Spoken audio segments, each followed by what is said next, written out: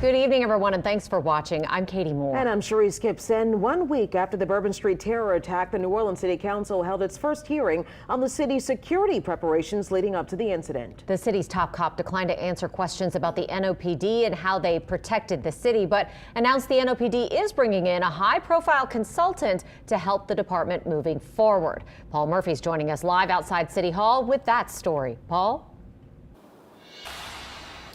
Well, today's hearing was just the beginning of the City Council's review of the terror attack.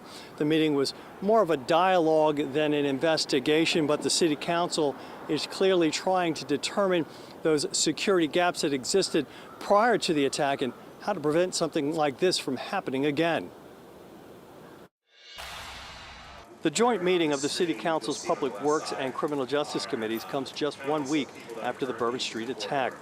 42-year-old Samsud Din Jabbar drove a truck into revelers in the French Quarter, killing 14 and injuring 30 more. This tragedy has reminded us of the importance of unity, vigilance, especially during challenging times.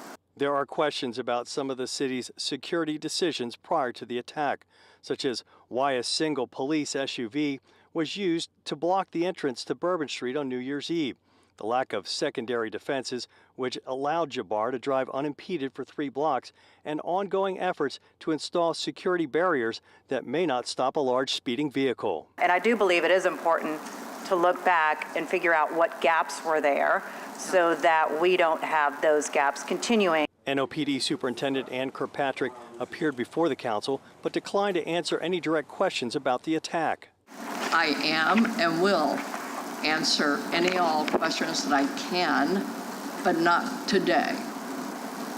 There will be a time and a place for reflective review of our actions. Chief Kirkpatrick announced she has asked former New York City and Los Angeles Police Commissioner William Bratton to help the NOPD. He did agree that he would come forward and serve not only as my expert on how to hard target our city, but he is here to serve all of us. New Orleans residents also gave comments on how the city should proceed in the aftermath of the terror attack. We've got to build the infrastructure as a community, as a city, that prevents it from ever happening. And that means bullards, that means traffic calming, that means restricting who can go through these crowded spaces. The sister of Latasha Polk, who was killed in the attack, is pressing the city to turn words into action. They make all of these great plans. We actually like to see them implemented so that the preventative measures are taken. Homeland Security Director Colin Arnold was noticeably absent at the hearing. There's one department that's missing here that may have the answers, Mr. Chair, that you're looking for, and that department is the Department of Homeland Security. City Council Vice President J.P. Morrell will be chairing a separate committee looking at the factors leading up to the tragedy. They include prior security contracts, city security contracts in the French Quarter, what equipment was in storage and not being used at the time, and ultimately who should be held accountable for the security gaps.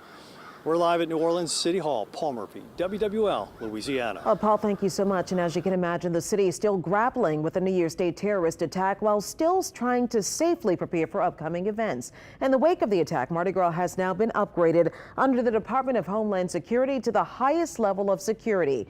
That means more federal resources will be deployed. Council Vice President J.P. Morrell says experts from the federal government will help with security and give input on how carnivals should be run. He says that will very likely lead to significant changes. They're going to have suggestions on how to change it. We don't know what those are yet, but it will change Mardi Gras. And that could lead to routes being different. It could lead to routes being shorter. I doubt it will lead to routes being longer, but it will change the way things are, and people need to be prepared for that. Morrell says Endymion may be one of those routes that have to change. He says Endymion is challenging because the route is completely different than other parades that same day. He says with the new distinction, they'll likely have to make sure they have enough resources to secure multiple routes. And turning to the investigation of the terrible New Year's attack on Bourbon Street, our team at WWL Louisiana has uncovered exclusive new images and video footage of the terrorism suspect Shamsuddin Jabbar. Investigative reporter Mike Pearlstein's been following the evidence trail as the FBI pulls it all together.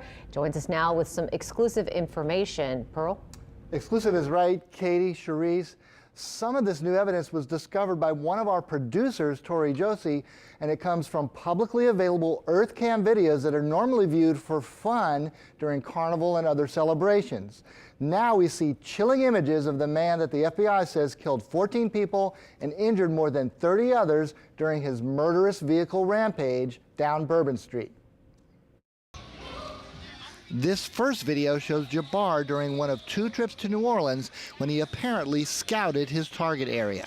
You can see him slowly riding a bicycle across a busy intersection of Bourbon Street on Halloween Day.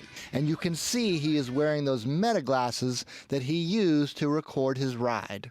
And here's a still picture showing Jabbar on Halloween riding in a more residential stretch of the quarter. In these other images released by the FBI, you can see Jabbar in the tan trench coat, first placing one of the bomb-filled coolers near Bourbon and Orleans. Here is a picture of the rolling type cooler where it eventually was found after apparently being moved by some revelers after Jabbar left it. And these exclusive photos from the EarthCam videos show where bystanders found the cooler and later moved it more than half a block. And here's Jabbar on the night of the attack, hand-carrying a second bomb, contained in a round sports cooler, a shrapnel-filled type bomb he apparently left closer to Toulouse Street.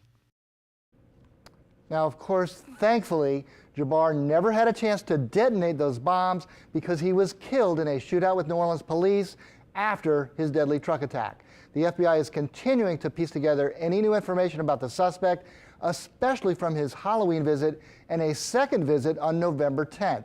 Anyone who has seen Jabbar is asked to call or email the FBI. Katie and Cherise. All right, thanks so much, Mike. And here's a heads up for families affected by that Bourbon Street attack. The Family Assistance Center at Martin de Porres Parish School is now closed. Officials say it will not reopen. They say families in need of assistance can call the number on your screen for any help or resources you might need. It's 504-355-0846.